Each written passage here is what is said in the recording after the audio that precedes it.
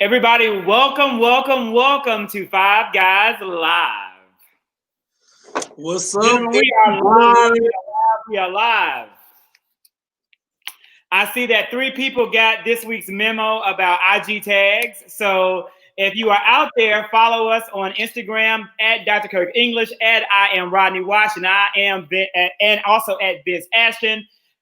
Clayton J and Ryan Slack is just Clayton J and Ryan Slack. No, you can follow me at I am just CJ on Instagram. You can follow me at gooddrugs_.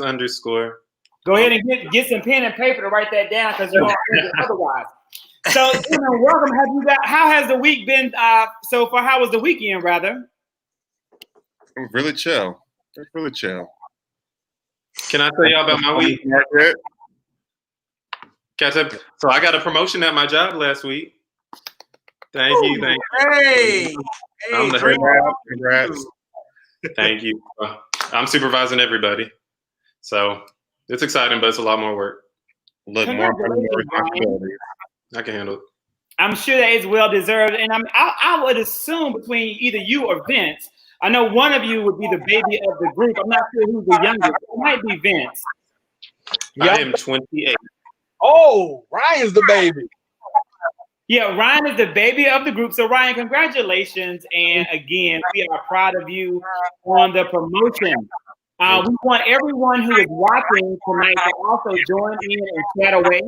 We have a lot of topics that we're going to discuss, so we need you to please join in the conversation. Before we begin and give a little bit more time for everyone to join us, do we have any other good news to share? I know I want to share some good news on Rodney's behalf. On Saturday, Rodney Wash was interviewed by Georgia Congressman Hank Johnson. Vince, I think that might be your congressman, Hank Johnson. Or he's close. I know that he represents a large portion of DeKalb County and some of Gwinnett. Rodney, how did that interview go for you, my friend? Oh my God, it went very well. I actually got a lot of some work after that to do. I can't speak on it yet, but it was just such an honor to talk to someone who really make decisions. And like I always say before, I think it's very important that we know who holds seats in our office, and we had a relationship with them. We can call them and write them and tell them our concerns about what's going on in our communities and things of that nature, because it matters. Because like I said, for me in the beginning, I used to vote Democrat just because I was told to. I didn't need research. I didn't care what they did, what they're about. I just know your black ass better vote Democrat. So I think it's very important that we as young people, as millennials, and like the old people like Zachary, that we know that we know who we're voting for in the beliefs and principles behind all of that. You know, I'm happy for you just to vote Democrat. I know enough for everybody. So when I tell you to vote Democrat, I'm telling you the right thing to do. T-shirt. So, let's go. What were you going to say, Clayton? That's your opinion. It is not just my opinion, it's what's right for America. And speaking of what's right for America, this has been, Ryan, a big news issue throughout the course of the week. And it's happening right here in our backyard in Gwinnett County. It is a demand that we return to school, although coronavirus cases are surging. Okay. So I read this article, and I don't want to just bash the parents. I tried to look at it from their point of view, but the reality is there's just way more cons than pros to opening schools. First of all, there's no way to keep a mask on a child all day. We've already discussed that. Number two, kids are always going to be touching each other. Kids love each other. They want to touch each other. They're going to be playing. They're going to be spreading germs. Number three, kids use public restrooms, right? Custodians have enough trouble keeping the restrooms clean on a normal day, let alone in a pandemic where they would have to literally be sanitized probably every hour, right? And there's just no feasible way of doing that. And number four, kids will traditionally go asymptomatic much longer than adults. So your child may be at school spreading germs, getting everybody else sick for a week before they even develop a fever. So we have to think, and I understand the parents' point of view that, it's hard homeschooling it's going to take a team effort. You're going to have the students, parents, teachers all on the same page. And it's not really feasible for all parents who have to work and, like you said, have 3 different kids in 3 different grade levels. So I understand them wanting to reopen, but we're just going to have to bite the bullet and be team players this time. I agree with you on that. It's just way too much at risk with the situation. I understand that the parents want the kids to go back to school, to be, to learn and to socialize and to get out the house. But there's way more, cons than pros. Kids are just naturally nasty. They're dirty. They put their hands in their mouth. They touch all things. They just do a lot, and then you don't know, if the teachers are coming in and who they're hanging around with at nighttime, and then they're coming in. They could be potentially spreading the virus to these kids. So it's just too much of a risk. I mean, I see the purpose of the kids going back to school, but I think that if we can slow the curve down, then we can let the kids go back to school, but not till then. CJ, maybe you were nasty as a child, but when I was young, I was very clean. I washed my hands, and I would have certainly worn a mask at these times. Regardless of if you're a clean child or a dirty child, we're talking about Gwinnett County schools, and this is the largest school district in our state, I believe, Zach, if that's correct. I went to 2 high schools in Gwinnett County. I went to North Gwinnett and I went to South Gwinnett. Both of those high schools average around 3,000 kids at any given time. Class change was hell. There is absolutely no way for you to social distance. Everybody's touching everybody else from every single direction. There's no way. My greatest fear is that we will reopen schools, whether it's August or September, and 30 days later, we're going to close. Mm-hmm. Once all the data with increased infection rates and death rates starts to pour in. Thank you, Nate. Well, it seems as though we have a consensus of nasty children. It's a consensus about nasty children. It's no fault of their own. I gotta, to be honest with you, I absolutely agree with what you're saying, Ryan. But when you look at the parents' complaints and what they're saying, I can't fault the parents. I have to say that I have to fault the government. If we would have done the right thing and quarantined adequately in the very, very beginning, and I think a good quarantine, I literally said to myself, I'm going to be locked down in my house from April, right around spring break, Easter, all the way until the 4th of July. And I was thinking that after the 4th of July, the major holidays would be over. Then we could get back to a level of normalcy. The coronavirus would have been down, and we could then resume school. If you look at what other nations did that were on the upswing when we started to go up, they are now back open. They are now back in business, and children are getting ready to go back to school. But in America, we chose to shut down for 3 weeks. And then in the South, Georgia, Florida, we opened right back up, South Carolina, and now we are suffering the consequences, and we're probably unlikely to get coronavirus under control. If students do go back to school, really in any part of the United States where coronavirus cases are surging, really any part of the South or in the West, I firmly believe that we are going to have COVID-19 all the way until July of 2021. I hate to say that on this line, but I feel that we're going to struggle with coronavirus for a full year in the United States of America. I don't believe the United States economy is going to shut down. I also don't believe shutting down would be the right thing to do right now. And we'll talk about why I feel that way when we go into the next topic. I was going to say this. At the end of the day, I feel like this is a personal issue. If you want your child to go to school and you want your child to be risky going to catch coronavirus, let them go. End of the day, like Zach and everyone said, we did not shut down properly. That's the fault of our president, Orange Trump. And I feel like if it is what it is, I just know back in Mississippi, back in Harrison County, if you want to do online training, they're charging parents $4,000 for that. So they basically say you don't want to go to school in class for free, you're going to pay $4,000 for a kindergarten education. I said, hell, that's private school money. So I feel like this, like if you change, I get it. I don't have children, so I can't really speak too much on it. But I do know the parents want to go back to work and they want to go back to some type of normalcy. But this is our new normal. So either we're going to have to adapt and evolve in it, or there's weed on the way. But kids are gonna get sick, and kids are probably gonna pass away from this. So I mean, that's your child. Yeah, That's you your life. sound like the governor of Missouri. I think the governor of Missouri said the same thing, Rodney. I don't necessarily agree. Yes, children are dying right now. And that's the sad part. I saw on the news there were like 4 or 5 children who have already died. There were no underlying conditions. It's heartbreaking and it's really, really sad. But children don't have to die. The reality is that many of the deaths that have now been sustained due to COVID-19 were avoidable had President Donald Trump and the Republican-led majority in the Senate and our elected officials would have taken it seriously and not called it a hoax. But that's exactly what they did. What they're doing in Harrison County, Mississippi is illegal.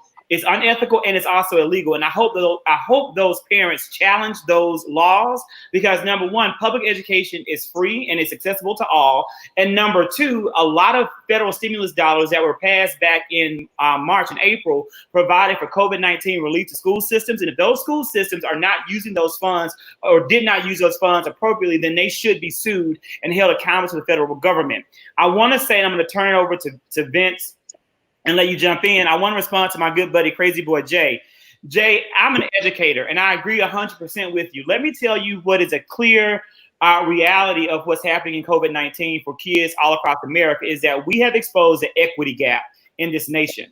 Black and brown children and poor children all across the United States are at an extreme disadvantage. We have always known that, but America has failed to do something about it. Now is the time for people who care about Black and brown and poor children to step up to the plate and make a difference. We need to have internet connectivity all across the United States, including rural areas. I'm from rural Mississippi. People in rural Mississippi, as well as in rural Georgia and rural parts of Oklahoma, all across these United States of America, lack appropriate Wi-Fi access. Our major corporations like Amazon, Apple, Microsoft, they need to step up to the plate and finally put in appropriate infrastructure to ensure that every single American citizen has Wi-Fi access. Connectivity now needs to become a human right in America. In addition to that, every single educational entity needs to ensure one-to-one access for every single child. Every American home deserves to have a working computing device so children can receive educational access appropriately. Even if we would have never had COVID-19, even if we would have never gone to online learning, children that lack Wi-Fi access and children who lack computers are at a disadvantage, and we need to work hard in this nation to close that gap. So what it comes down to with virtual learning, if we put those things in place, we will finally have equity of access and we can address that problem. Yeah, Zach, I agree with everything you just said. You took a lot of words and a lot of points out of my mouth, so I appreciate you, my brother. You definitely covered that very thorough. However, I did want to hop on one point that really started to agitate me, my apologies, was just the planning effect of this scenario right here. We already saw that the prevention plan never happened. Trump did not do what he was supposed to do. But another system that I really want to put a spotlight on is actually the school systems, if you will, or the state education system, because where were the contingencies plans? These kids have not been in school since March, April, May, June, July, August. So you mean to tell me for 6 months, no school board district committee members, no faculty, no staff, no principals did not come together and fully vet out different scenarios, different plans in the event that we were to come to whether we were going to online learning or whether we were going to coming back into the classroom. It seems like people are now scrambling 2 to 3 to 4 weeks before these kids are actually walking back into the building, when in my opinion you had 6 months to go ahead and get some policies and practices vetted out and placed into order. And I really think that a lot of fault definitely rolls into Trump's lap. But on the other end, I do have to also hold a lot of the school board districts accountable, because for me, you have different, whenever we're about to go to war or we're at war, there's different. Okay, we're at DEFCON 4, we're at DEFCON 5. Right, the state level, we're on this, that, and the third, and that's because the government has created these plans. They know what to do in the event a situation arises ahead of time.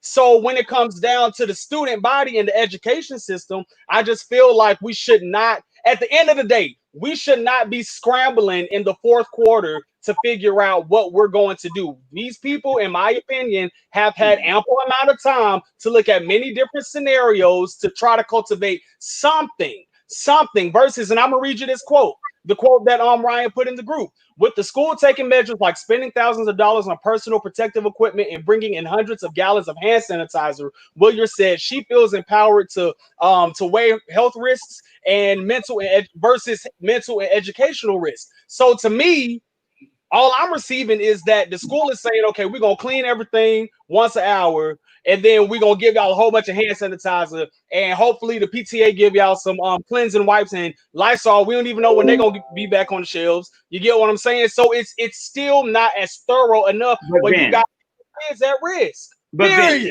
let me, and we see that Stephanie agrees with you, but let me say this. Number one, there is no educator in America who this is something that they're expected to do. In addition to that, when you had the coronavirus stimulus plan passed, more money was set aside for the aviation industry than for education. Delta, as a single entity, received more money than American public schools in the stimulus plan that was passed by the United States Senate, led by this man. So American educators are significantly underfunded and significantly underprepared for what they're faced with COVID-19. Now, I absolutely agree with you that 6 months is enough time. Rodney, let me finish. Rodney, let me finish. No. Yeah, I'm gonna finish. Right. You need to interrupt me in the middle of a point. You know what I'm saying. I haven't made my point. I ain't like what you were saying at the beginning. I ain't like we said, ain't no way. We cannot keep blaming Trump for other people to not follow suit. If you are a school board superintendent, you can blame our governor too while you're at it. Exactly. Like, you can't keep blaming Trump for everything. You have your own individual people who's over stuff in your city. And if you have not been prepared for 6 months, that's your fault. That's your Rodney. You are unaware of the whole story. I'm trying to tell you the whole story, but you're interrupting me. So when you finish, let me know, and I'll finish my point. Because my point was that what happened from the federal government's response was that, thank you so much, Crazy Boy Jay. I appreciate it. I said what I said. The federal government told schools what they would do. Betsy DeVos is a Secretary of Education, and she got in front of America and told them that they had to go back face-to-face or they would lose federal funds. Then the federal government turned course. They have flip-flopped all throughout the pandemic. Guidelines have changed every single day. Your president has gotten on national television and told you to inject disinfectant. And that is the leadership that our educators are having to suffer under.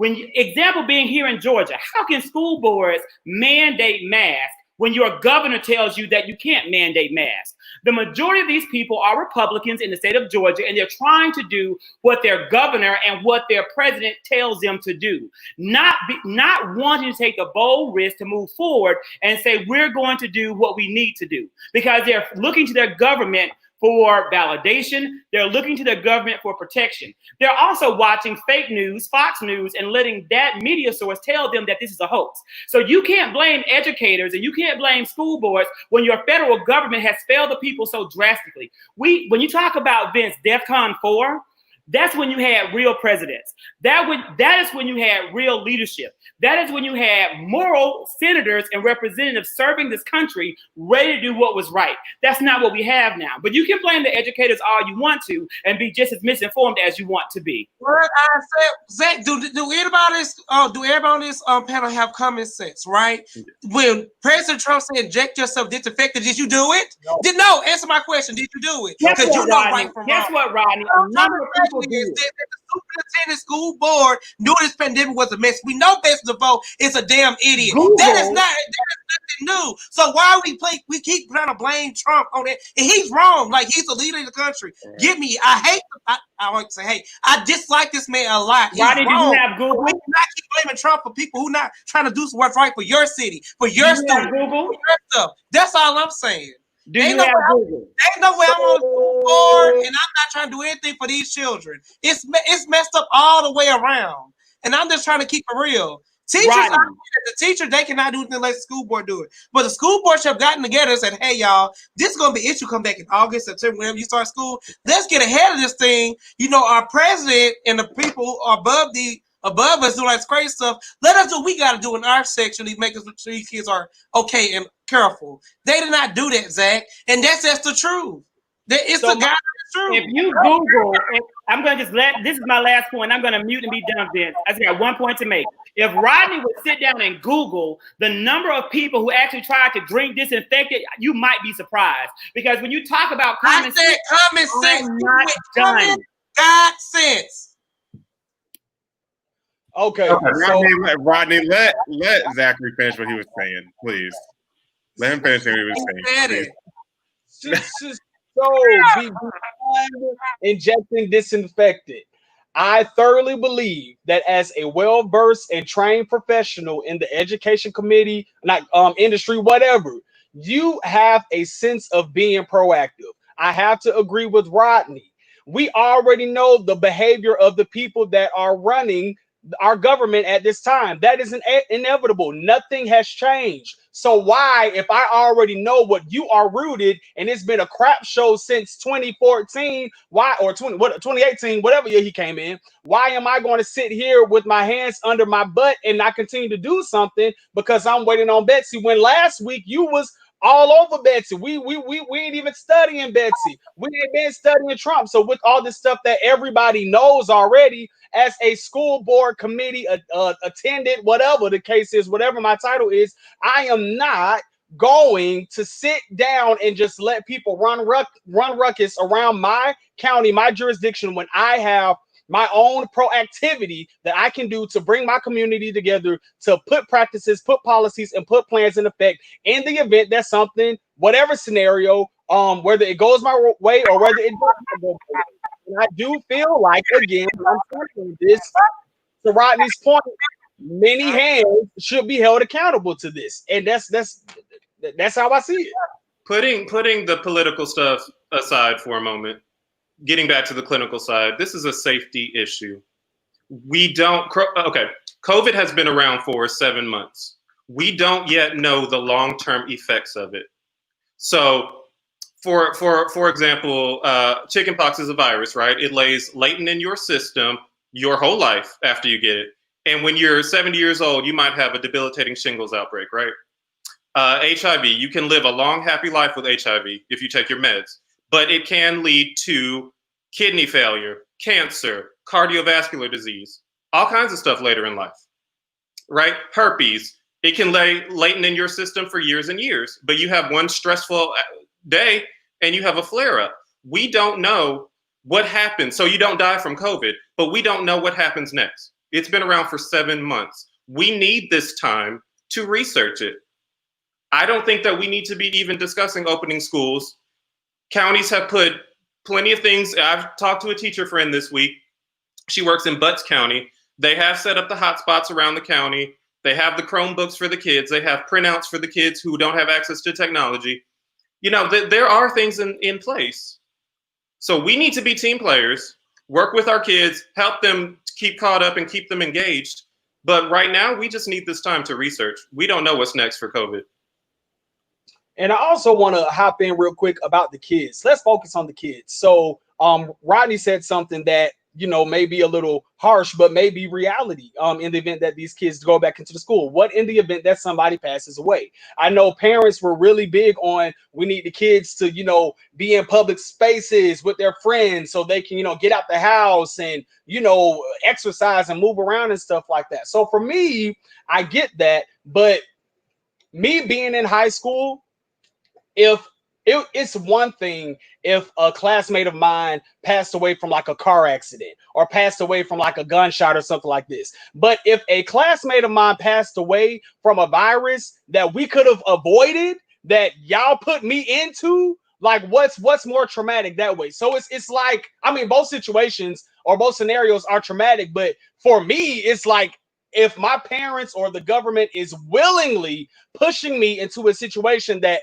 I know will not It's not in the betterment of me succeeding or what have you. And then me or a classmate of mine passes away over something again that could be avoided. That sucks. And that is going to suck for any child, any teenager, K through 12. That is something that these kids, I'm sure if I was in high school, I wouldn't want to live through. I wouldn't want to think back, god darn class of 2021. The person I sat next to in geometry class passed away because they was forced to go to school. That's crazy to me. That's traumatic right there. So it's like beyond politics, even the clinical stuff, like even thinking about the kid's psyche as well. Like that ain't no good look. Where's the humanity? Where's the integrity? Those are all very good points. What happens when a teacher gets infected? They have to go home and quarantine for 2 weeks, right? Is another teacher going to be in any hurry to take over that class of a teacher who was infected? And then what happens to all the students? Do they need to go home and quarantine? Like, there's just so many moving parts and so many variables that I don't think have been thought out properly. So I say we scrap it, but I mean, schools are set to open in 3 weeks. Schools I agree with you, Ryan. Because the federal government and local governments are forcing them to do so. Your school board members are elected officials. Many of them are registered Republicans in places like Georgia and all throughout the South, and they are bowing down to the political pressure being exerted upon them by a political party. And they're trying to toe the line, and they really aren't thinking about children nor the employees that work there. And the only way that this is going to be solved is to have a grassroots effort on the part of parents who care and on the part of educators who are concerned to say, we're not going to go back. The problem is they're making it more political and not more health conscious. That's the issue. And I think that I don't care if you're Republican, liberal, Democratic, like set that stuff aside and think about the safety of the children. Every week on this, what's more every important. week on the podcast. For me personally, I don't understand how, I don't care how Republican you are, how can you not be mindful of people's health and well-being? Republicans have never cared about people's health. Well, and I get that. I get that, but I'm just saying, like, you really can't put that to a side and really just think about the well-being and the safety and the health of these children and educators. It's crazy to me. It's not fair when we say Democrats and Republicans. There isn't one Democrat in the United States of America that I have heard that has come out and said, I want schools to reopen. I haven't seen one Democrat say that, but I have heard. I'm not saying that they said it. I'm not saying that. It's not fair to lump Democrats with Republicans. No, I'm not saying the Democrats said that. I'm just saying I think that they need to set aside the political party of it and think about the health and the well-being of the educators and the kids. And what I'm saying is that Democrats have been doing that the whole pandemic. Oh, true. I mean, we're living in it right now. I mean, he's trying to say though, Zach. He's basically like, put your party aside and use your common damn sense. Right. We know Democrats, no Republicans. We know all the other people in between. But at the same time, these are children who do not have a say-so over their own body. They have to be forced to go to school because they are forced to go. I don't care about that. A plan should have been put into place for these babies, period. I don't care if you're Republican, Democrat, Independent, if you want to be root for our food. You should have put a plan in place for these babies. But we so focused on trying to blame everybody for every little thing that goes on. And I'm just tired of the blame game. Like it's done being blamed. It's not going to change. Trump is going to be whoever Trump the hell going to be. Now it's time for the communities to come together as one and try to put something into place for these kids. Because these kids don't have a choice. I don't want my damn nephew to go. He's 5 years old, and I hate things that catch coronavirus. I might be mad at this. I don't know what I'll do if my nephew died for something he didn't have no say so. I would go crazy. So I'm just thinking about all of those little babies who start kindergarten and they touch everything like they're nasty. Kids are very nasty at that age. So could you imagine trying to be a teacher and teach that type of environment? That is not fair, and the school board should be held accountable for that. Period. And Agreed. A lot of teachers are resigning who have to go back to school. I don't know if y'all saw that, but some of them are going. Rightfully so. Rightfully, it's unfair that they have to do that, but rightfully so. I just don't get the logic. I don't see the plan if they're thinking that we're going to somehow contain COVID. We've never been able to contain the flu, and the flu has shut down schools before. So, like I said, the schools will close back in a month, and then this time it'll be permanent. Y'all watch this video on CNN. It was a teacher in Colorado Springs, and she has a classroom of 30. She teaches 5th graders, and the way that the desks are made, just the dimensions of them, she's like, it's impossible for me to socially distance my class. It's impossible. And in my mind, I'm like, okay, contingency plan. If we're opening school, so do we go from 30 to 15 kids per classroom or what have you? They're keeping the class sizes the same. And we were already facing overcrowded schools before Corona. We were already facing teachers resigning before Corona. And so now you're bringing this pandemic into a situation that was already not looking too good, not looking established or structured at all. And then it's like there's no room for them to win or succeed, and it sucks because these phenomenal, talented, skillful teachers are being put at risk. These innocent kids, innocent, to Rodney's point, they have no power over they under their parents. So if their parents say make a left, they gonna make a left. And it really, really sucks that people's health and people's education have become politicized. It sucks. Essentially, what they're doing is playing Russian roulette with the kid's life. Now, Ryan, you said that you do believe in 30 days they're going to shut the school down. As if like they want the kids to go back to prove a point that is going to happen, and then let's go ahead and shut the school down. Now, you've seen what happened with us being wide open here in Georgia and Florida, and the numbers just skyrocket high. So I don't understand, if you see it here already happening, why would you want to go ahead and open up the schools when you know what the outcome is going to be, unfortunately? And you know what? I got to add something. I did before we decided to talk about this. I saw a report. A Republican senator said, well, if Six Flags and if Disney World, if all these amusement parks are opening and these are quote unquote essential businesses, then why aren't schools opening? Because schools should be more essential than theme parks. So for me, if you're going to bring that and put that out on the table, which I see where you're coming from, we just need to shut the whole darn thing down. Shut the whole country. Is a theme park really essential though? No one has identified those as essential businesses. They're opening because they want to make money, right? not I don't because think they're. That argument was not something that you have to do. It's something that you want to do with your family. Right, but I get what you're saying. So he's coming from the point where if Six Flags and Disney World is opening, then these schools should be open too. If these kids can go out and ride the Georgia Scorcher, then they should be able to come sit in this classroom for X amount of hours. They spent 8 hours at Six Flags. They spent 8 hours at in the school, and it sucks. It's terrible. It's a terrible. But the difference is no one has to go to Six Flags or Disney World. Children have to go to school. There are laws on the books. It's mandatory public education. And I'm still not in agreement that any of this has to do, and none of the blame falls on American educators because they're the ones fighting not to go back. These people in this image from Gwinnett County, these are parents. These are parents who are demanding that schools open up.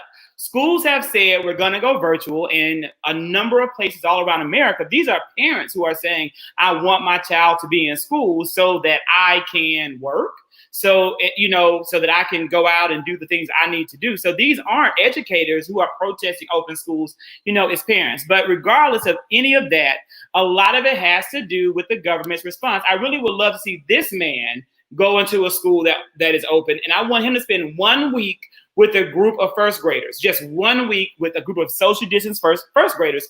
And let's see if he would still agree that schools should be open. And for those who are watching who may not know, this is Senate Majority Leader Mitch McConnell, who today finally released a stimulus package for the United States Senate to vote upon and to start the negotiation process.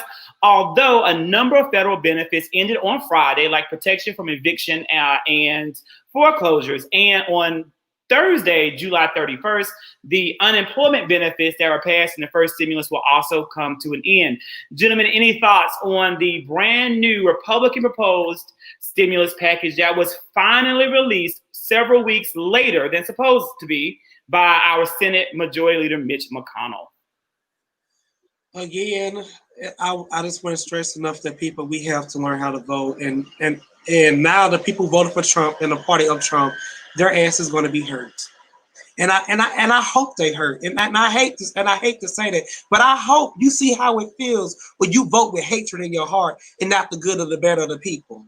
Because when you vote with hatred, because I want no Black person benefit. You forgot you live in America too, sweetheart. You get money just like we do. You're not all, you get what I'm saying? So when you always trying to hurt somebody like this, it's always fingers pointing back at you. You get what I'm saying?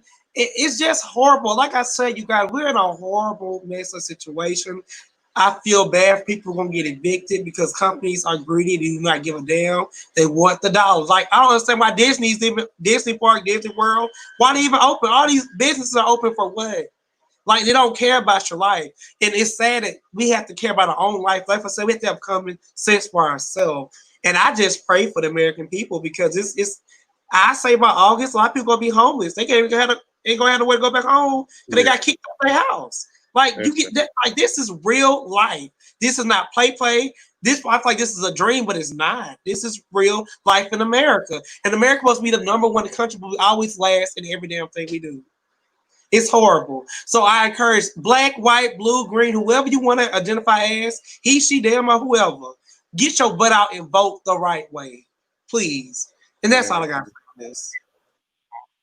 Now, the Republican proposal, are they going to extend the unemployment benefits, the $600 a month? No, the unemployment benefits will not be extended under any circumstances in the Republican plan.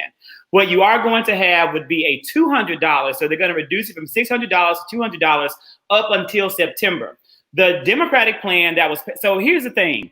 You had a plan that was passed by the Democrat-led House of Representatives, and it was only approved by the Democrats, but because they are a majority, they were able to pass it and move forward. It was the second stimulus called HEROES Act. In the HEROES Act, you would have had $1,200 per person who qualified with the $75,000 or less income threshold, and every dependent would have been an additional $1,200. In addition to that, it would have been a $10,000 loan forgiveness for everyone who has student loans, and those loans would have been in forbearance until September of 2021. Also, the $600 unemployment benefits per week would have lasted until January of 2021. So that was in the original plan that the Senate wouldn't even look at or consider before they shot it down day one and said, we're going to create our own plan. That plan should have been made before last week and approved before Friday's deadline for things to end. However, they didn't present a plan until today. And in that plan, you get $200 for the unemployment only. The majority of the Republican plan benefits big businesses. It's going to give a lot of breaks to businesses. It's also going to make it illegal to sue a business that makes you return to work or fires you. It's also going to protect school systems that make kids go back to school from getting sued as well. And they're protected in that bill until 2024. So if you contract COVID-19 between now and 2024, you cannot sue your employer and you cannot sue your school system for forcing you to go to work. All of that is a part of the Republican plan. It's really, really unfortunate. And I kind of think it's heartbreaking. And I want to say in full disclosure, I received $0 on the first round of stimulus. I'm going to receive $0 on the second round of stimulus. But I believe that this is needed for the majority of the American people. People should not be forced to choose between their lives and their families' lives and their livelihood. It is an unfair catch-22, and it's sad and disappointing that people like Mitch McConnell are forcing the American people to make such hard decisions, unfair decisions at a time like this, when they're the ones who failed to protect the American people in the first place. Thank you. We have to keep Zach. I'm gonna need you to keep reiterating that every episode to Jesus come back. Please Y'all do. brought this. Please. We did not go get this virus and bring it over here. That we did not do this on our own. It came over here, and y'all could have prevented it, and you did it. However, beyond that, there was another piece to the story that sort of struck a nerve with me. My knee is like bouncing heavily underneath my desk right now because it really boils my blood talking about this. Because one second, let me get my notes. So the Democratic Party, that was about $6 trillion in terms of their spending plan or what have you. And the GOP, the Republican Party, is about $1 trillion. So it's good on paper. It looks like, okay, we're saving money, quote unquote, if you will. However, that $200 does not assist nor supplement any family that may be going through hardships. And I definitely agree with Zachary on that. So for me, thank God, and I'm just putting my personal story in there, if you will. I am an entrepreneur, but I still had a 9 to 5 working in events at Mercedes-Benz Stadium. So my thing is, a Republican senator came out and said that they feel that the $600 handicapped a lot of Americans to where they're like, oh, okay, well, I don't have to go back to work, or I don't have to look for work, or whatever the case is. I don't know who these people are, but allegedly they're sitting out there. So for me, it's difficult when I'm doing the right thing. I'm being a good citizen. I'm quarantining, and my job is not opening because of the virus, but it's still hurting me and my pockets and how I'm able to maneuver and save, or pay bills or what have you on the lack or the back of somebody else that may not be handling this the correct way as they should. So my problem is, you say this or they put this plan out there, but there's still a lot of businesses and corporations that are still not willing to open because of the virus. And so now you're forcing me, well, they need to look for work. Why am I going to look for work if my business is saying, well, eventually we are going to come back? That makes no sense to me. And then the work that is out there, it doesn't match my skill set. If I have a degree or a resume in events and marketing and creative planning, but there's something else that's completely out the norm, what does that, that doesn't work in my favor either. So I just feel like it's an unfortunate, a super unfortunate thing across all boards. And again, just like the children, it sucks. This really sucks. And I feel like it's another way that the GOP is forcing us out of our houses, like they forcing these kids into these schools. I hate to say it, but it feels like population control, and it's irritating the crap out of me. So I have got to, Ron, I'm going to I just got to respond to my friend Dante and my friend Nathaniel, because it's really easy to say that people are abusing the system. But this is the reality. First off, there should be a livable wage provided in this country so that every single citizen who works makes enough money to live. If people are choosing to not go to work so they can get their $600 a week unemployment check, that means they weren't making enough money in the jobs they had. And they weren't making enough money in the jobs they had because the American system is set up in a way that holds them back from getting what they should have. These companies and corporations make plenty of money. Kanye West was given a $2 million disbursement from the first stimulus check for 150 supposed employees to make Yeezy shoes or whatever it is that he's making before he started to go on his rant and rave and unfortunate mental health breakdown. So I absolutely stand with these wage earners who don't make enough money in the first place to feed their families and afford their rent and have a decent quality of life. Every single American in the land of opportunity should be able to have a livable wage. And that's not what we have. So I don't blame them for saying, I want to get my $600 a week in unemployment. It's what they were owed and what they would do in the first place. Because these companies that are paying minimum wage are not earning minimum wage. That is exactly. I'm glad you said that, exactly, because a lot of people were actually making more money off the unemployment than they were on their regular paychecks. So I agree. I don't feel like they were working the system. Yeah, that's a good point. People are making a lot more than they've ever made. Some, for example, my pharmacy techs. It's gonna make me walk away and get some OT. Okay, I could not do my job without them. My pharmacy techs, they average around $12, $13 an hour. So their peers are at home who have gotten furloughed and laid off, and they're making their $600 to $800 a week. Yet my techs have to keep coming to work, making $300 some a week, and putting themselves on the front lines, putting their health at risk to be there. So my question is, where is the government assistance for the essential workers? Because we are working our asses off. We are going to work more than ever. Y'all know my schedule. I'm always at work. I work more than ever. So where is our assistance? That's my concern. Go ahead. There's a valid I'm concern. sorry, Brian. No, I want to say this, though, because I've seen a lot of dumbass statuses from people saying, well, I can't wait for y'all 600 people start getting y'all checks so y'all really living.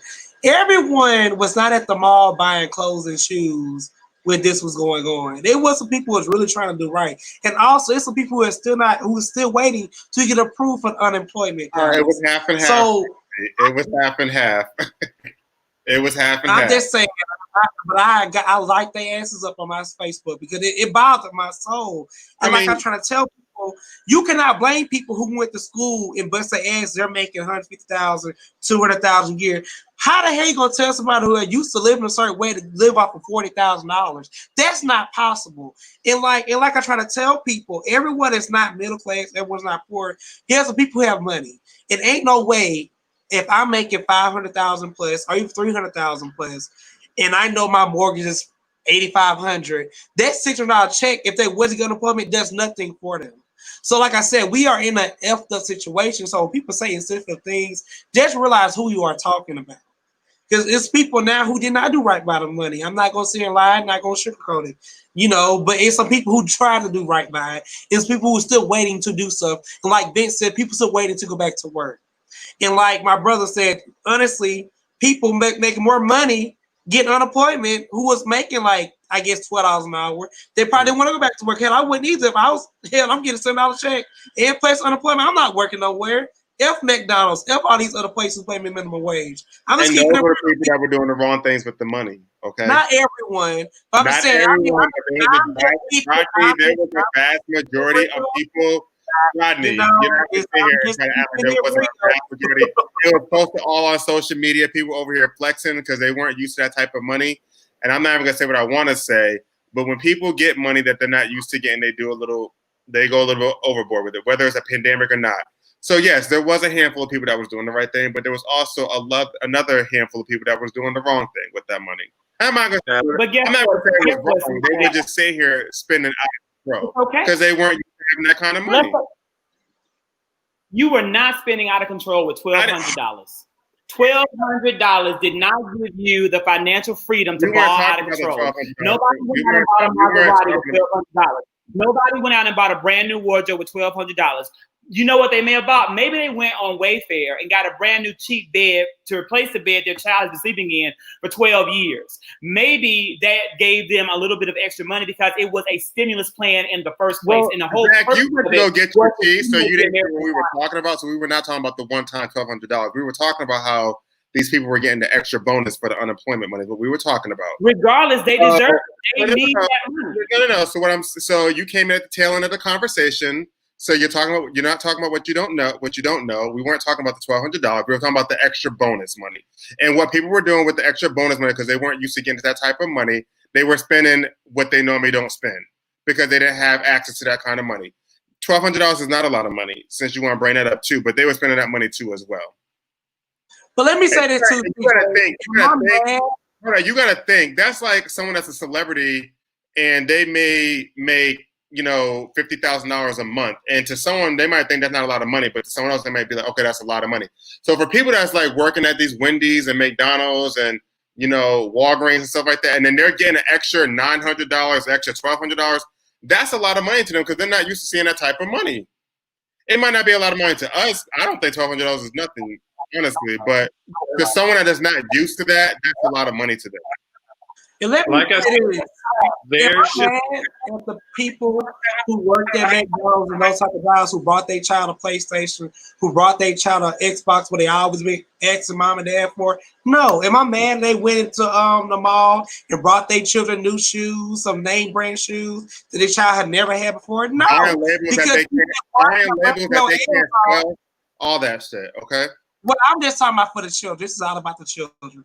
Am I mad that you're trying to put new stuff in your house finally because you got the extra money to do that? No, I'm not. So I can't blame that because I was poor making $77.85 an hour at McDonald's and working day in, day out, going to work, doing the right thing, trying to survive my family. If I got $600 check every week and I want to buy my child what they ask for every week, that's my damn business. She worked for it. They work for it. Hold up. So we just had a comment from someone saying that we should not dare judge people if they get a little extra bit of cash. And that is my point exactly. You didn't get all these people. Okay. So you're making assumptions and stereotypes about people that's not fair. And Nathaniel, you're doing the exact same thing when you're talking about people are buying Jordans and not paying their monthly note, or that black people abuse that money. First off, anybody of any race can abuse the money. It's not a black issue. That is absolutely, I feel, a very inappropriate statement. But on the other end of it, it's not inappropriate statement. It's the facts. It's the facts, but okay. I mean, but CJ, do you see what I'm saying? Do you think does that make sense what I'm saying? If you worked at a job I'm like not that, saying what you're saying doesn't make sense. And for what Zachary is saying, how it's a derogatory comment to make that it's or segregating at Black people.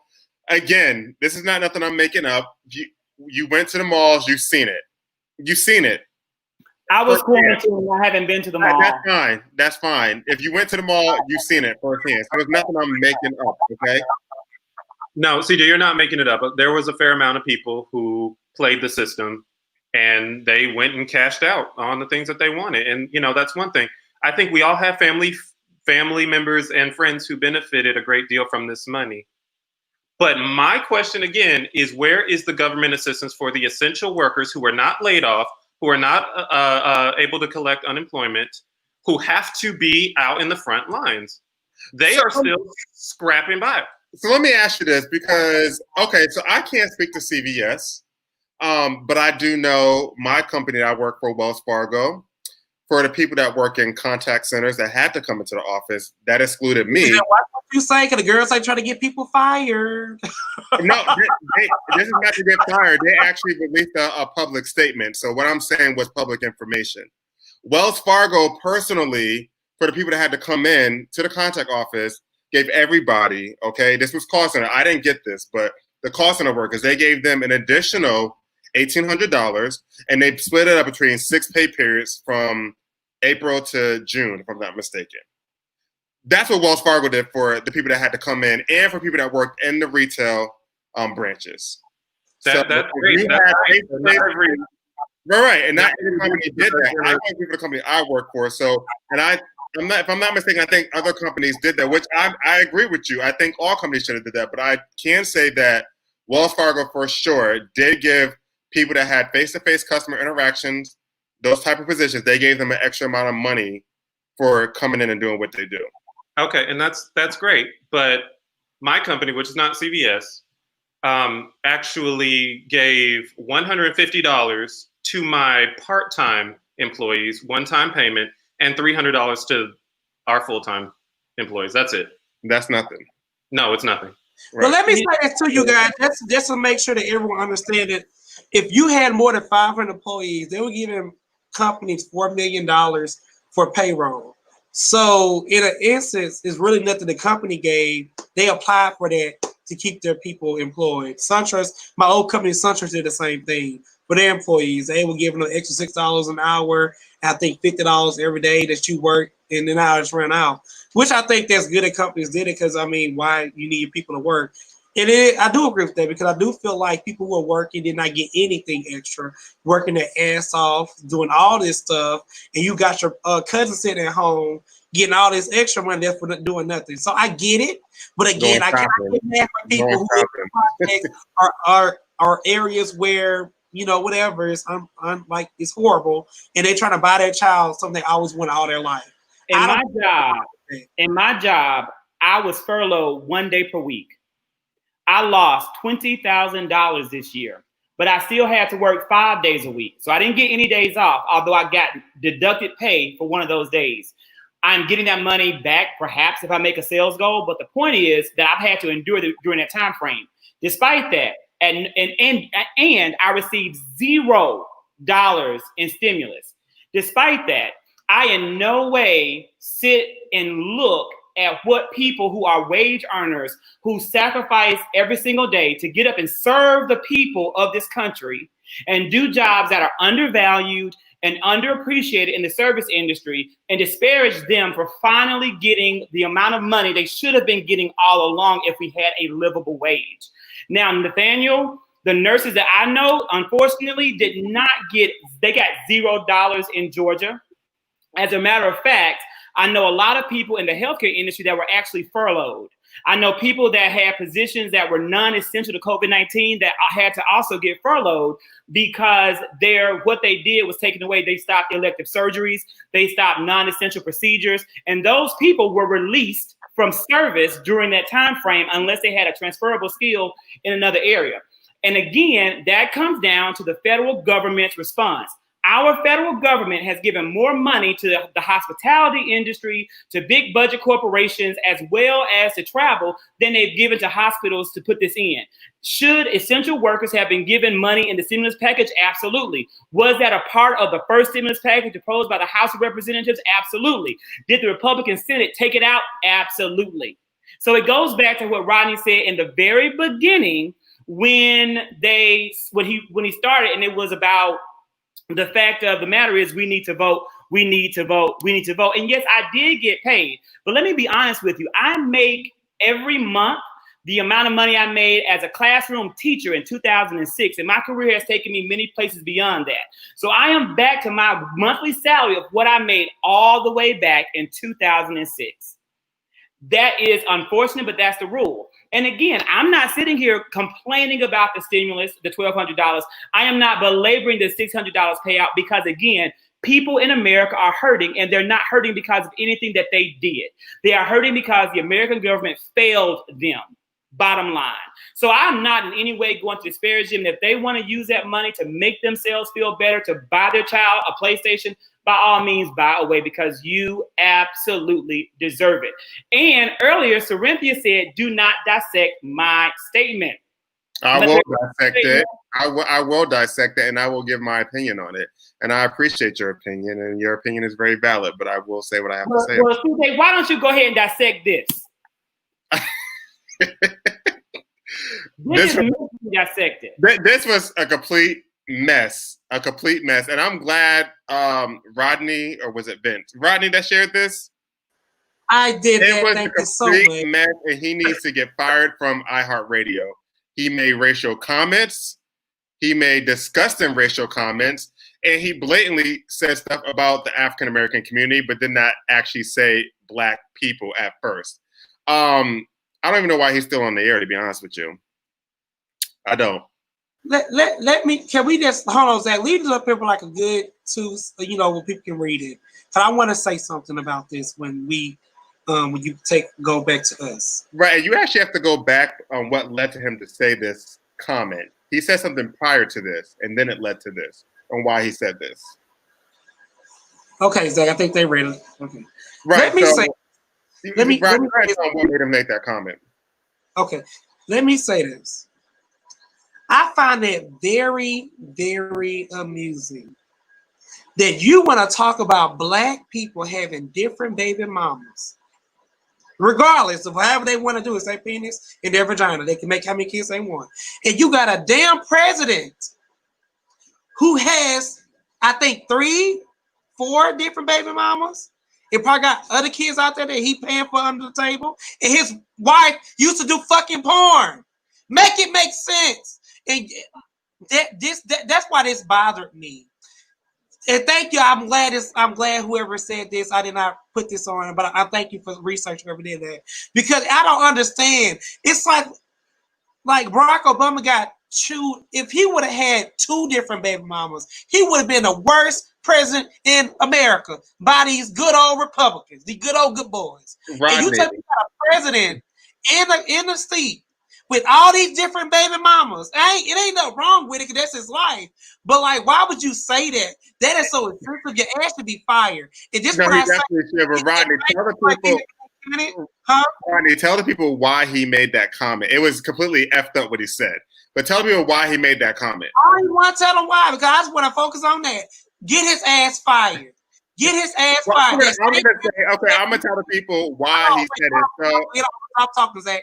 I mean, not Zach, CJ. The same injury after Nick Cannon when he said that was wrong. He need to get the same energy for him. His ass need to be fired. And I wrote a good old email to the company.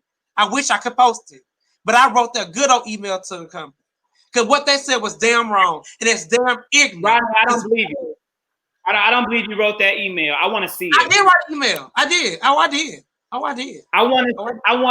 I need receipts. You don't need a receipt. I want to see the email. You don't read what I said. All right, now who else want to commentate on it? Commentate on it, you can. Okay. I want to, CJ, why did he write it? Why did he write it? Oh, so he wrote it because they were going to pass it to where all NFL players can now wear all the names of people who lost their life due to police brutality and systematic racism. And he said that he thinks that the NFL already has it hard enough to where, you know, players deal with so much stuff that why would they want to sit here and go ahead and add more, pretty much gasoline to the fire? And then he said, so if that's the case, then we should suspend every player who has 5 kids with 4 different women. He said women at first, and that is caused by Black people. And Black people will hurt more from that than the cops could ever do. Then he therefore went to go post a picture that was posted from back in 2017 from a football player by the name of Antonio Conradi, and he said that he had 14 kids. 14 kids is way too expensive. And Jesse Hill put systematic racism.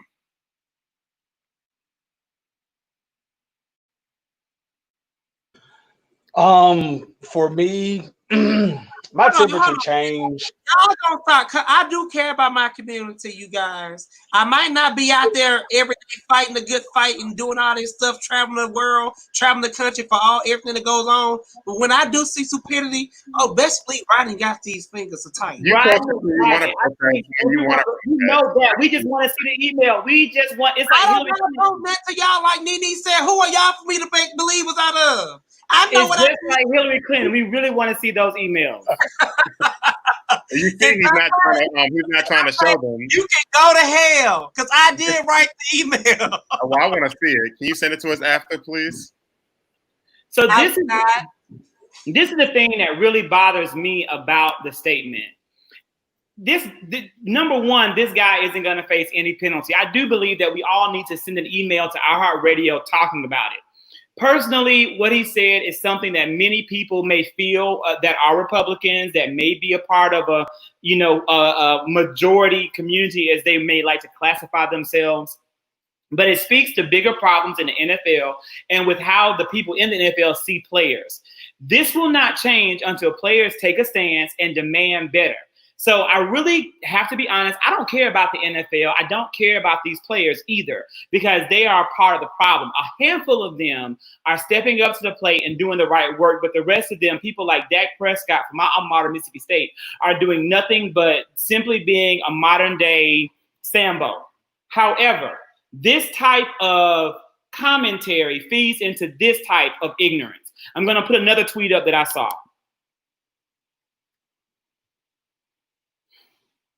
And I'm going to read it aloud.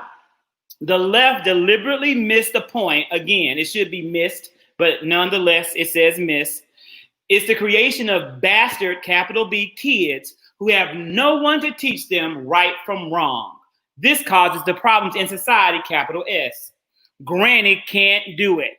Mommy working to put food on the table can't do it. So these poor kids fail in life. This kind of commentary from Jesse Kelly leads to this kind of supports this type of ignorant thinking. It was a racist statement, and it's based upon the miscategorization of Black people in America that was prevalent in the 80s under the Reagan administration. It was a part of the Republican agenda. It was a part of the push for this silent majority to make Americans think of Black people in a certain kind of way, that Black people didn't have fathers in the home, that Black people were struggling and suffering because of the lack of fathers, and all of it was absolute nonsense and hogwash. And if you are watching this and you believe those lies, you need to deconstruct your belief system. You need to dissect that belief system, and you need to read the book Stamped from the Beginning by Dr. Ibrahim X. Kendi, because that book will teach you how society has played you in the same way it has played Spin Alley Sportfish. What Spin Alley Sportfish needs to do is spend less time trying to attack the Black community and attack these NFL players and learn some grammatical rules. Yeah, so my position in this, my temperature changed a few times while reading this, but I had to do some research on who Jesse Kelly was. So Jesse Kelly is a former Republican congressman candidate for Arizona. So he never was elected into office. He is an Iraqi war vet. He was also banned from Twitter in 2018 for insensitive comments. But they did bring him back. And then just me going down his current timeline, he shares very misogynistic thoughts. He was saying comments as like women belong in the kitchen, women shouldn't do this, that, and the third. So for me, I think that he is just a Trumplican that is trying to wave a flame to get Trump's attention, just so he can be another right hand man and get some hierarchy in the Trumplican party, if you will. I see that he really doesn't have any moral or integrity value, in my opinion. So I just didn't really give him a lot of my energy. This is something that we constantly see coming from this side, and in my personal opinion, I just feel like he is one of the lower totem pole people, if you will, that's in that sector of things. So I couldn't give that any attention. However, there was an inkling that I did do in terms of just researching to see if there was any validity in what he said. So I typed NFL players with multiple kids from multiple mothers, and there is a website called ranker.com, and they have a very robust list of many past and present NFL players, both white and black, and in regards to what he was commenting about. So Adrian Patterson, Ray Lewis, Marshall Faulk, Chad Ochocinco, Antonio Camrade, Travis Henry, and many other African-American NFL players do have multiple kids from multiple women. So for me, it's like, well, does this conversation become a community conversation? Because things that I've touched on in prior episodes is that as the black and brown community, I feel like we have to be more mindful and cognizant of what we do, so we don't feed into what the opposer is already trying to paint on us or what have you. I'm just saying. So it's sort of like, I'm just posing a question. Is this a community thing that we should address, or should just... No one has the right to tell you what to do with your choice to procreate. Okay. Thank you, If Zach. a man wants to have 27 children with 27 women, and those women allow it, that's a choice that they made. Again, nobody is attacking the president of the United States for having all these children with all these women, especially when one of them, as Rodney so boldly and creatively said, was a porn star. She showed the whole world every bit of goodie she had to show. Yet now she sits in the White House as First Lady Melania Trump. It's sad that this was his way of addressing such a sensitive issue. But like Zach said, he's not going to face any consequences. Some people, some talk show hosts on the far right, they just say things just to get reactions, just to get views and likes. So Vince, like you said, I do not give my energy to this. Tommy Lauren, Milo Yiannopoulos, all those just far right people, they just say things to get a reaction, to get us talking about them. It's just not worth our time. I don't feel like it's anything that needs to be addressed. But again, iHeartRadio is giving him a platform. We need to let them know that we don't support that platform. You didn't think they're gonna do something about it? You think they're gonna really do something about it if we say something on iHeartRadio? No. Right. Sure don't. It doesn't matter if you had 12 children. You can afford to do what you do. If you can't, still do what you do. Like, why does it matter how many babies you have? He not giving them. It was a racial comment because it's known for.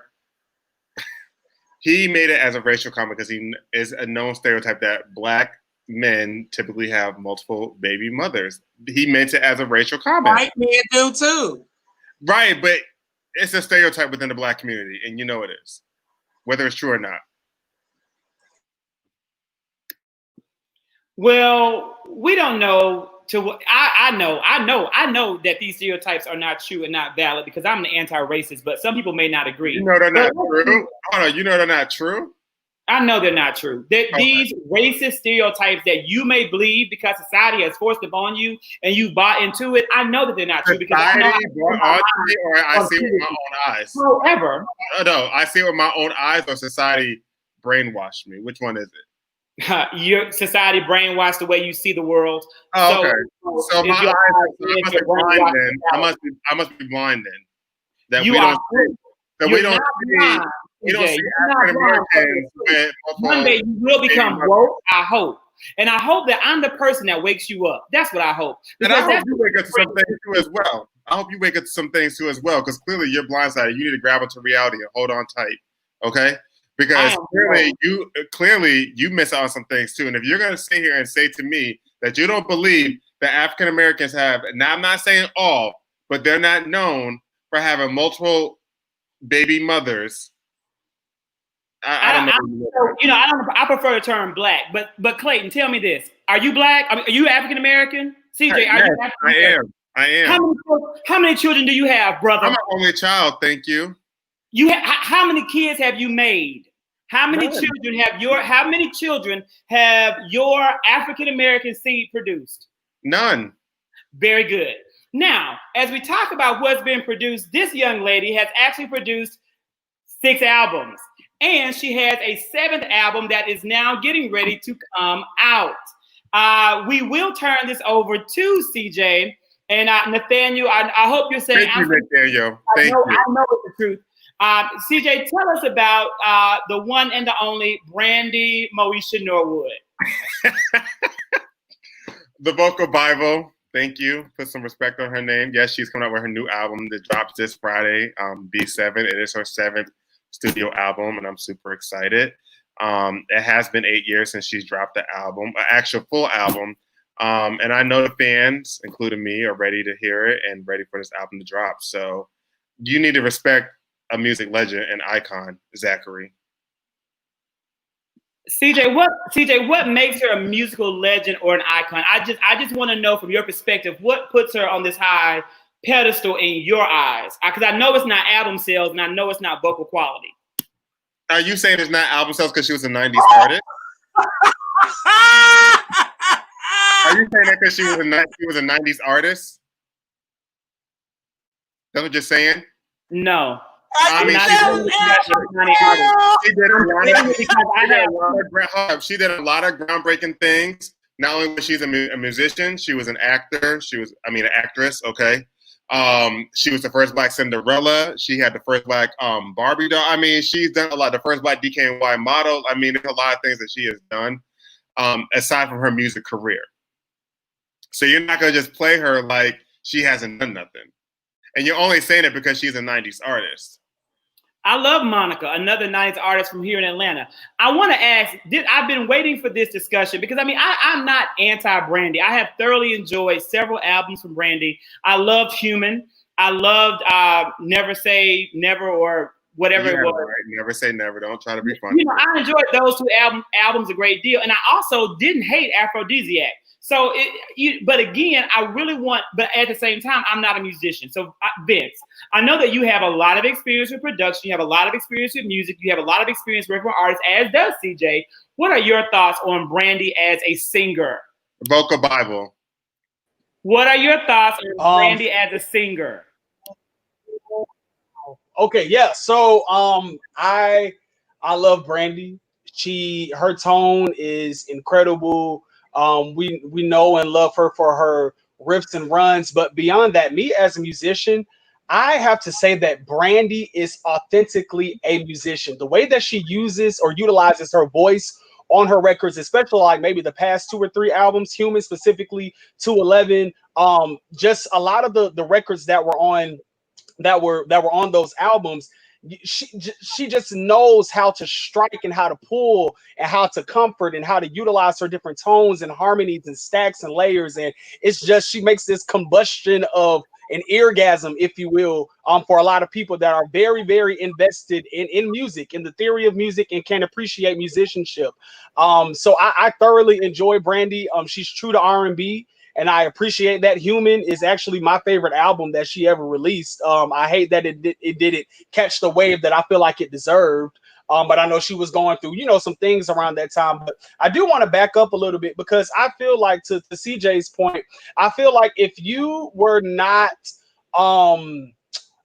an artist, I guess, in the time of the Arethas and the Dianas and the Patties and the Luthers, and if you are not an artist that's probably out, the Arianas, the Nickies, and the Beyonce, it's like these 90s artists have accomplished so much. Brandy has sold over 40 million albums worldwide. A lot of these newer artists haven't even come close to the cusp of that. That's been out for maybe 3 to 4 years. Brandy has celebrated close to over 25 years in the game, as well as many other 90s artists. So I feel like for our generation, the millennial generation, if you will, like I encourage people just to make sure that as much as we fact check things outside of pop culture and outside of entertainment, that we actually fact check and admire and appreciate what a lot of these the 90s artists and the early 2000 artists have done, because they have done some great things. They have trailblazed a lot of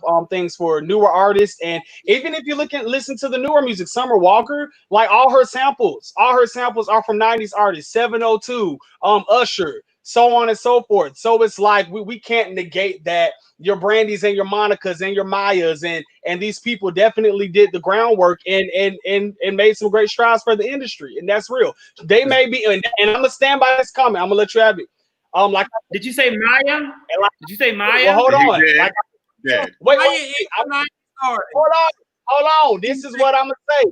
How you gonna tell somebody they fell off when you ain't never been on yourself?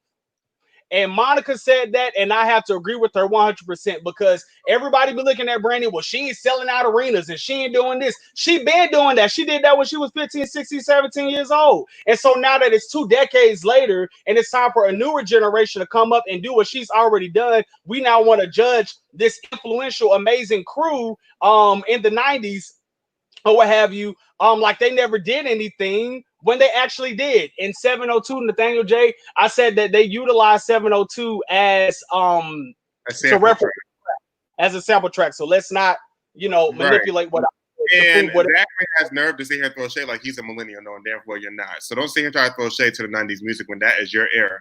Hell, the 80s is your era. Can I say this? Now, do I believe I don't think Brandy, she was not my favorite singer of the 90s. I'm just gonna keep it real. But she is a part of the 90s. I probably only know 3 songs from her. I'm just keeping it a buck. She was not played in my household. But I do remember me and Dante seeing her when we was little kids. We did watch Cinderella. It was really cool to see a black girl playing Cinderella at that time. But other than that, I didn't really know who. You're not gonna act like Moesha was not that. I did not watch. Act like Moesha was not that. Moesha. I said, Mike, this is my truth. Don't do that. Don't do that. Rodney's truth. Like, do I think she can hold a tune? Yes. But do I do she's very overrated? I think Brandy's a very overrated artist because she's not the best singer I have ever heard in my life. Never said she was the best singer, but she is the vocal Bible, and you're gonna pay respect to her. Bye. Okay. Can't sell no album. The shade is your favorite artist. Your favorite artist calls her the vocal Bible. So cut it out. Cut it out. Sell no albums. Your favorite artist calls her the vocal Bible. So cut it out. Sell no albums. Cut it out. I have a similar experience as Rodney. She didn't play much in my household. Love Moesha. I love Cinderella, but Dante made a comment that Cinderella was cultural appropriation. Do y'all agree with that? No.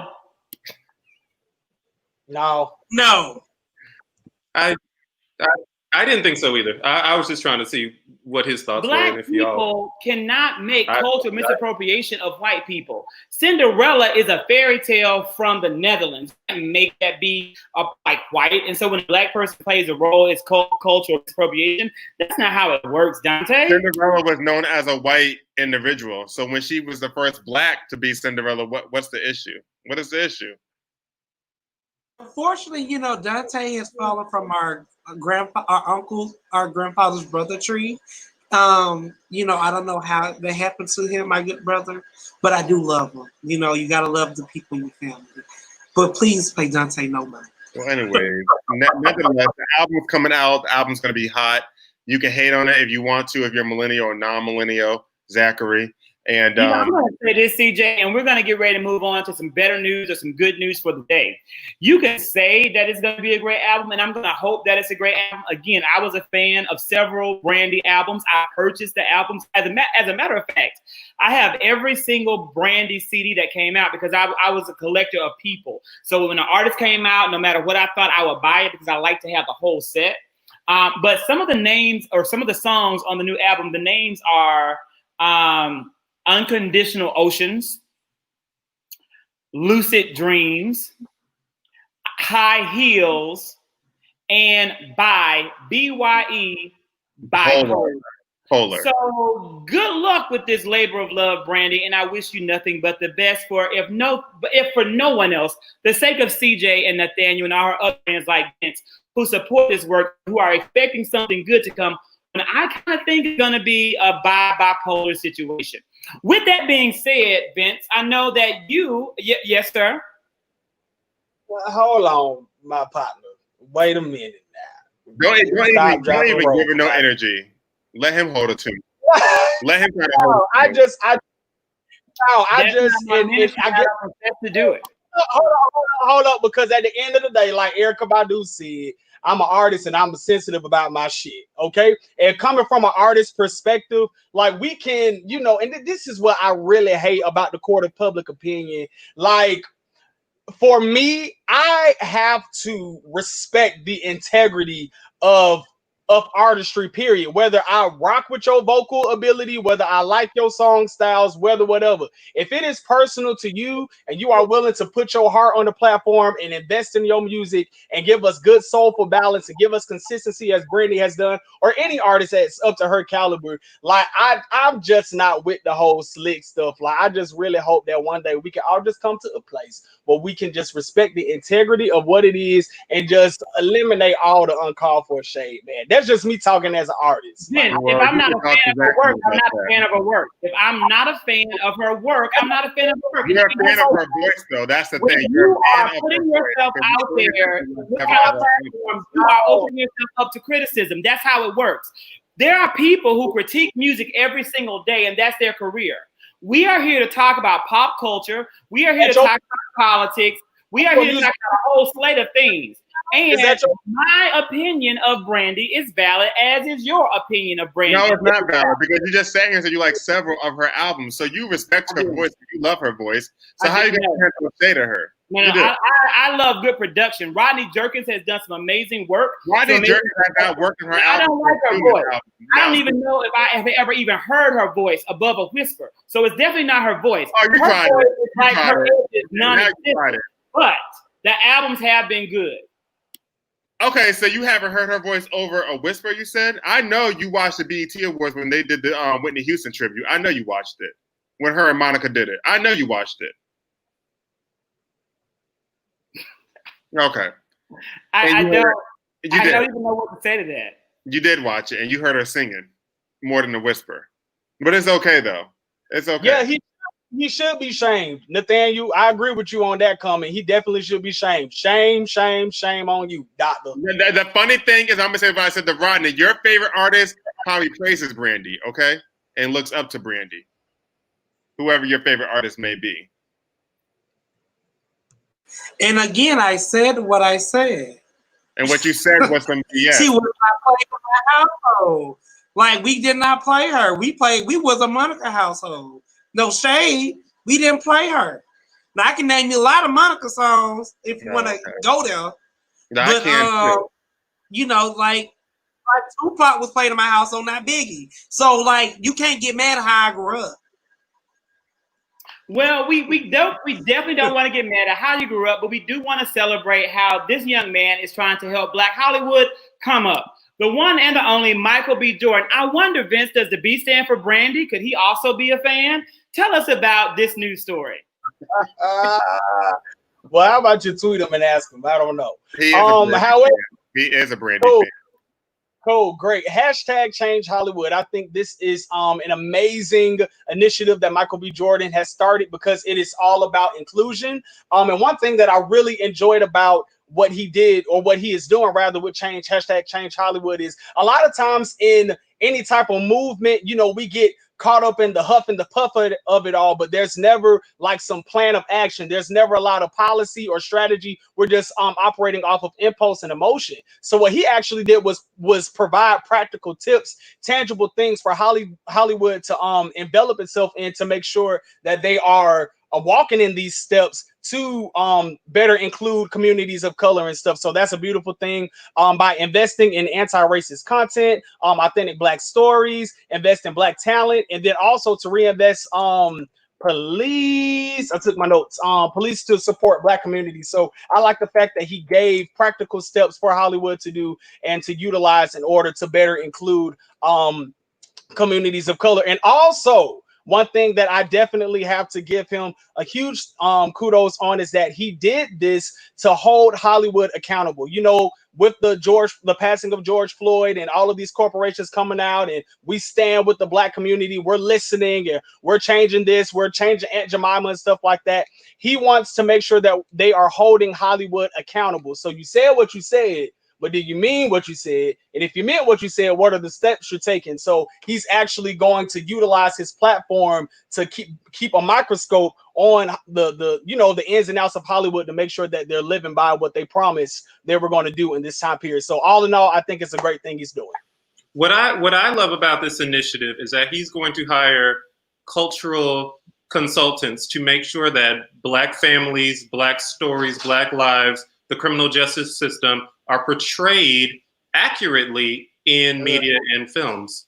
See, when we leave Atlanta, you know, living in Atlanta, it's easy to forget that everywhere is not like Atlanta. We are 13% of the population, and it shows.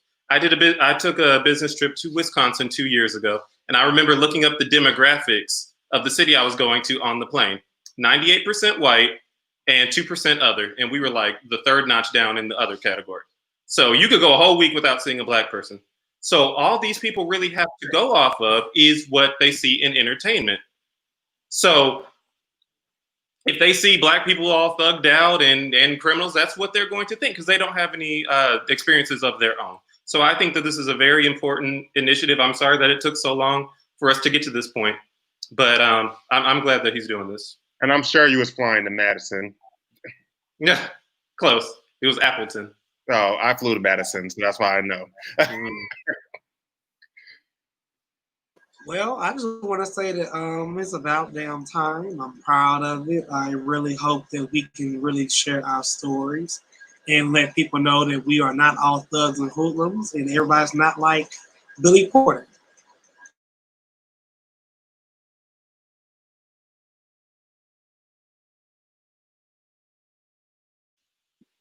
Zach? So, you know, I just want to say, you know, I agree. This is great news. Shout out and kudos to Michael B. Jordan for doing it. He's not the first person to do it. And there are other celebrities and people who are using their talent and skills to do so, but there definitely aren't many people that are doing it. Ava DuVernay comes to mind as an artist who was producing and giving back to the community, leveraging the community. Tyler Perry, regardless of what you may think of him, has done a whole lot to benefit the Black cinematic community and use his influence to benefit his community, as well as, of course, Oprah Winfrey. So a number of people have been doing this work. I'm glad to see Michael B. Jordan is now part of this list of people, and I'm definitely going to give him more credibility in the work that he did, and I'll support him because I really believe in this type of initiative. Hopefully he's going to inspire other artists to join him and do similar things, because it takes a whole lot to uplift the community in this way. Absolutely. Do we have any more? We've covered our intended topics. Jim, are there any other topics in the news that came up that you really wanted to share while it is timely? Vince had mentioned something about the voice over LTE for T-Mobile article. Was it? Oh, it was Rodney. I want to say this because I do. My dad is not tech savvy. And I think it's very unfortunate that T-Mobile is making people upgrade their phones to things people don't know how to use them. My dad barely know how to text right. But I see maybe for you. I just really think that we need to really remember that we do have older Americans. And my dad is like, he's not a sick, well, he's older. And you know, my grandmother, what would my grandmother do with a damn iPhone 11? Well, you need to talk to Sprint about that because Sprint now merged and bought T-Mobile or T-Maybe. You know, maybe they work when they want to, maybe they do when they work. I don't know. But it is crazy that they are doing it and forcing people to get new phones, knowing that the older generation doesn't prefer to text and have those smartphones and things of that nature. You know, they don't care about that stuff. You know, all they care is about making a phone call and, you know, a voicemail maybe. That's it. Let me tell you how, like, my great aunt is 97 years old. He has T-Mobile. Oh, really? My great aunt is 97 years old. God bless her soul. She's still in her good mind. She still drives. Everybody know who she is. She have that old cell phone with the where you can really see the buttons. I cannot imagine my great aunt on an iPhone. Baby, can you send me on FaceTime? Like, no. And I really hope that they really reevaluate this situation because a lot of older Americans do not know how to use these phones. The hell, I don't know how to use them sometimes. So I just hope they really think about what they're doing. I do too. Vincent, you're going to give us your feedback on T-Mobile? I'm good with T-Mobile. Been with T-Mobile since high school. Don't plan on changing. Had the same number since 2005. God bless your That's heart. 15 years. It's 20. And he's been blessing it over a decade. And we good over here.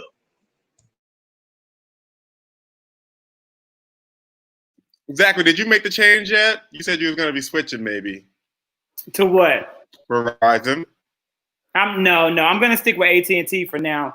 I'm sticking with AT&T. They, you know, I've been with AT&T like Vince for a very long time. I was with AT&T before they were AT&T. They were CenturyTel before, and so I was with them way back. So I'm going to give them a little bit more time to get their network fixed and ensure that they have good service.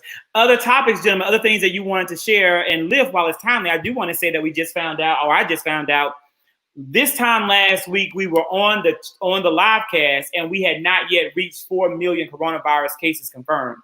As of today, we're now at 4.3 million coronavirus cases confirmed. Just giving you an idea of the rapid spread and the scope of how this epidemic is ravishing America and how it's probably only going to continue to ravage as more businesses force the American wage earners to return to work and as Republicans force children to go to school. Go back to school, right? You took the words right out of my mouth.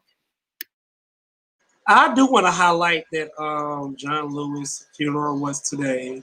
I think it was beautifully done, and I pray that he is happy with what he left behind.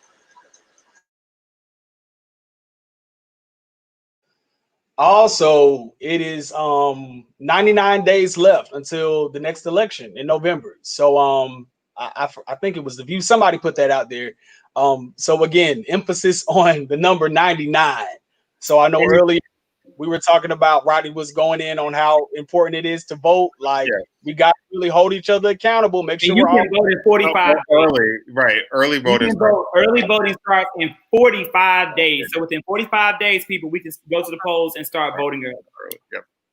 Oh, Zach, I saw this fly across my screen. Maybe you've seen it or not, but apparently there is a special Senate election because I guess people didn't agree with the young woman. Am I saying that right, or what's up? So what happens is, no matter what, Nikema Williams is going to be on the ballot in November. Nikema is going to run against Angela Stanton King. She's Angela Stanton King or Angela King Stanton. I forget. I don't even know which one it is, but I think it's Angela Stanton King. She is the Republican nominee. She went to jail. She was pardoned by President Trump so that she could run against John Lewis as the Republican. She is a young African-American woman, and she is running against John Lewis. Nikema Williams will be the Democratic nominee on the ballot to run against Angela Stanton King. However, in the meantime, from whenever the election is held until January 21st, 22nd, when the new Congress is sworn in, the person that Governor Kemp appoints will serve that small period of time. So he's going to appoint someone to serve for the remainder of what would be Congressman Lewis's term in office. I don't agree. Why is he? I mean, can he put a Republican there if he wants to? He's very, yeah, of course, he's very likely to put a Republican, possibly a black Republican. He will appoint a Republican to be in that seat during this time frame. But it really won't make a huge difference because the United States House of Representatives is controlled by the Democratic Party under the leadership of Speaker Nancy Pelosi. And more than likely, whoever gets his seat will not be a vote that's going to have an impact on policy, but in the few months that we have left in 2020.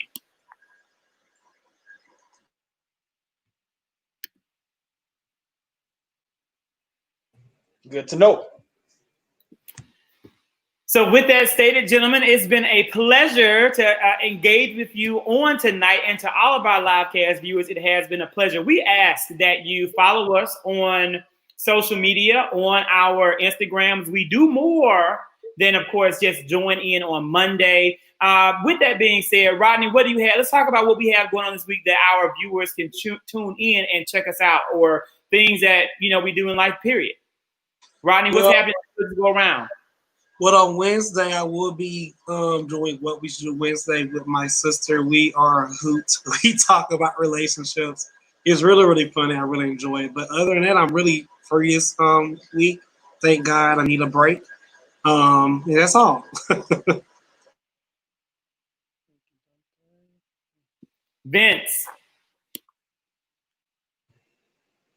In regards to what we're doing this week, this week for me, I am baking and delivering cheesecakes. A lot of you probably don't know, but I have a cheesecake company, and you know, my prime season is definitely around the holidays, but a resurgence has hit in the past 72 hours, and I'm thankful for it. I'm thankful for being an entrepreneur and all of those that have supported me. I started this business back in 2018, it's 2020, and I've sold over 1,000 cheesecakes since. It's just been me baking them all, over 30 flavors, or what have you. So yeah, if you are interested, at It's a Cheesecake ATL, follow that on Instagram. Hit me up.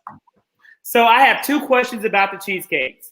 So Okay. Question number one, are you ensuring that you're being protected as you deliver these cheesecakes from coronavirus? Yes. And so for our viewers, they can find and order your cheesecakes. How can they find them and order them? It's a Cheesecake ATL. Just hit me up on Instagram. Currently, I'm rebuilding the website, and so just send me a message directly. But in the next month or so, you'll be able to order on. Well, I need to order 2 cheesecakes for Friday. And you deliver. And you know I don't live far, so I need 2 cheesecakes for Friday. And if they're not good, I'm going to let people know. But if they are good, it's going to be a big deal. So I have some family that will be coming on Friday, and that'll be like a birthday treat as we celebrate these Leos. You know, Leos love the celebration. Cool. Ryan, what do you have going? I will be at work all week. This is my long week. I got like 3 more 12-hour shifts. So Vince, I will be ordering 1 cheesecake each day. So I will need you to make 3 special deliveries to my job. So I appreciate you in advance. So I will go ahead and text you my order. And CJ. Oh, Vince with the cakes. I'll just be working, working throughout the week. That's about it. And then getting geared up and ready for the show next week. And I'm also going to be placing my order with Vince. I actually talked to him yesterday. His cheese cakes look amazing, and that's like one of my favorite desserts. So I'm ready to try the experience, especially the peach cobbler one, because it looks really, really good, and the lemon berry cheesecake looks good. Yeah, I hope. And I went to a Black-owned restaurant tonight for dinner. Where did you go? I went to This Is It.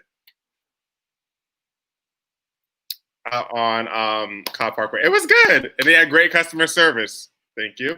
That was your first time going to This Is It? It was my first time going, and I enjoyed it. And they had great customer service. So, Wow, that's good. They weren't like the other one out in,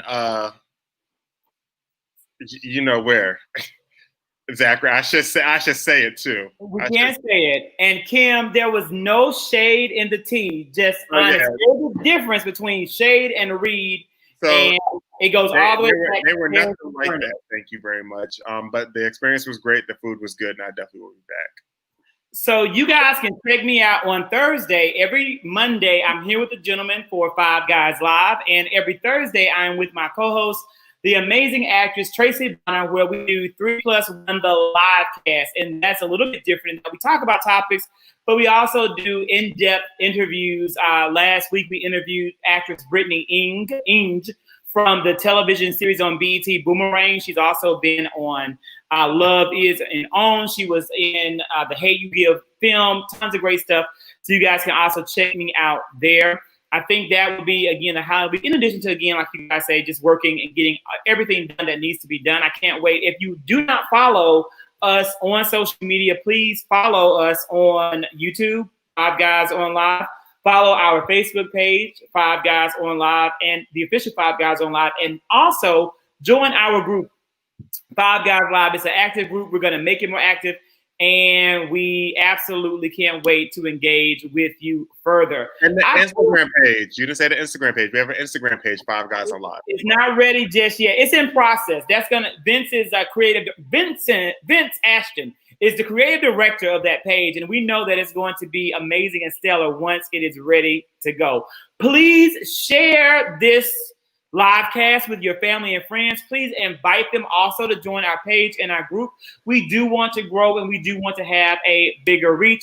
In the same way that Crazy Boy Jay says he is logging off. Wait, let me say this. I want to say thank everyone for getting our page from 100 since last Monday. We're at 300, you guys. Over 3, I think 350 right now. Our goal for the end of this month is to have 1,000 followers. So let's keep growing Five Guys Live, and we love you so much.